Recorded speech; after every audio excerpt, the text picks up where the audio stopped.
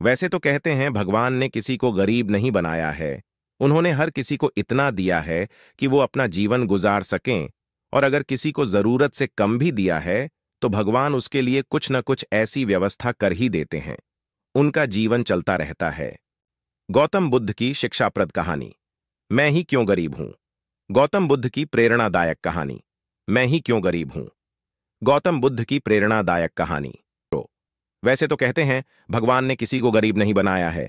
उन्होंने हर किसी को इतना दिया है कि वो अपना जीवन गुजार सकें, और अगर किसी को जरूरत से कम भी दिया है तो भगवान उसके लिए कुछ न कुछ ऐसी व्यवस्था कर ही देते हैं। उनका जीवन चलता रहता है। हम अक्सर दूसरों की अमीरी देखकर अपनी अमीरी और गरीबी का अंदाजा लगाते हैं। यदि हमारे पास 10 रुपये हों और सामने वाले के पास 100, तो हम अपनी नजरों में गरीब हो जाते हैं और सामने वाला अमीर हो जाता है।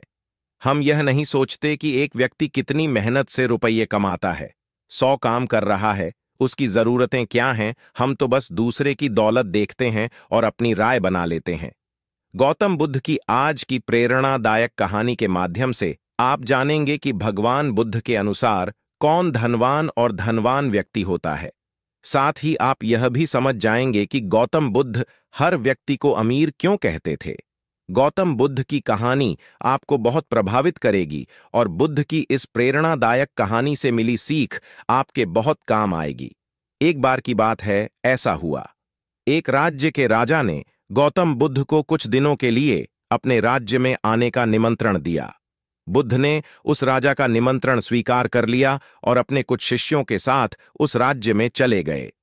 राजा ने बुद्ध से मुलाकात की और उनसे कुछ दिन वहां रहकर अपने राज्य के लोगों की समस्याओं का समाधान करने और उन्हें धार्मिक मार्ग पर चलने की शिक्षा देने का अनुरोध किया। बुद्ध ने राजा की बात मान ली और इस राज्य में 3 दिनों के लिए एक धार्मिक परिषद आयोजित करने का निर्णय लिया। गौतम बुद्ध के आगमन की खबर पूरे राज्य में फैल गई और धार्मिक सभा के पहले ही दिन बहुत से लोग आए। उसी राज्य के चौराहे पर एक भिखारी बैठा रहता था। उसे भी गौतम बुद्ध के आने की खबर थी, लेकिन वह सोचने लगा कि धर्म सभा में जाकर और यहां बैठकर उसे क्या मिलेगा। जैसे जैसे लोग आएंगे वे मुझे भिक्षा में कुछ न कुछ अवश्य देंगे। पहले दिन कई लोग आए और इस भिखारी ने अच्छी खासी कमाई की। अगले दिन फिर वही क्रम जारी रहा। भिखारी ने भीख मांगने के साथ साथ यह भी देखा कि धार्मिक सभा में जाते समय लोग उदास और दुखी हो रहे थे, और उन्होंने उसे कुछ दिया भी नहीं। जब वह बुद्ध से मिलकर वापस आता है तो बहुत खुश दिखता है और खुशी खुशी भिक्षा भी देता है। यही सोचते सोचते दूसरा दिन भी बीत गया। तीसरे दिन जब बहुत कम लोग आए तो भिखारी परेशान हो गया। उसने कमाई नहीं की। उसने सोचा कि बुद्ध तो सबकी समस्याओं का समाधान दे रहे हैं, तो क्यों न मैं भी उनके पास जाऊं और अपनी गरीबी दूर करने का उपाय पूछूं। ऐसा सोचकर वह भी धर्म सभा में गया, लेकिन वहां लंबी कतार थी। बड़ी मुश्किल से उनकी बारी आई। बुद्ध के पास पहुंचकर उसने प्रणाम किया और कहा, प्रभु, इस गांव में सभी लोग सुखी हैं और सभी लोग धनवान तथा सुख सुविधा संपन्न हैं, फिर मैं गरीब क्यों हूं। तुम गरीब हो क्योंकि तुम हमेशा दूसरों से मांगते रहते हो, लेकिन कभी किसी को कुछ नहीं देते हो। भगवान बुद्ध ने उस भिखारी को देखा। आपको लगता है कि लोग तुम्हें भीख में बहुत सारा धन देंगे, लेकिन आप किसी को बदले में कुछ भी नहीं देना चाहेंगे। यह सुनकर भिखारी बड़े आश्चर्य से बोला, हे प्रभु, क्या मैं लोगों को कुछ दूंगा? मैं भीख मांगकर ही गुजारा करता हूं। मेरे पास देने को आखिर है क्या? बुद्ध कुछ देर के लिए चुप हो गए और कुछ देर रुककर बोले, तुम बहुत मूर्ख हो। भगवान ने तुम्हें और हम सभी को किसी को देने या दूसरों के साथ बांटने के लिए बहुत कुछ दिया है। आपने एक मुस्कान दी है जिसे आप दूसरों के साथ साझा कर सकते हैं और उन्हें आशा और उम्मीद दे सकते हैं। तुम्हें आवाज दी गई है जिससे तुम मीठे बोल बोलकर लोगों की प्रशंसा कर सकते हो। तुम्हें 2 हाथ दिए गए हैं जिससे तुम दूसरों की मदद कर सकते हो। तुम्हें एक स्वस्थ शरीर दिया है जिससे तुम भीख मांगने के बजाय कड़ी मेहनत कर सकते हो।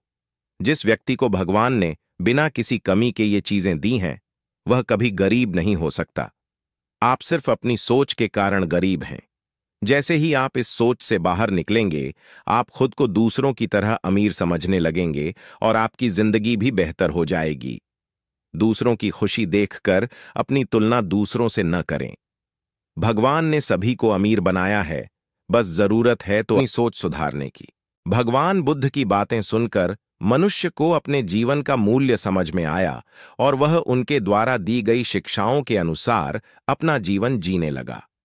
जब हम सभी अपनी तुलना दूसरों से करते हैं या दूसरों को खुश देखते हैं तो हमें लगता है कि हमारी जिंदगी खराब है और बाकी सब मजे कर रहे हैं।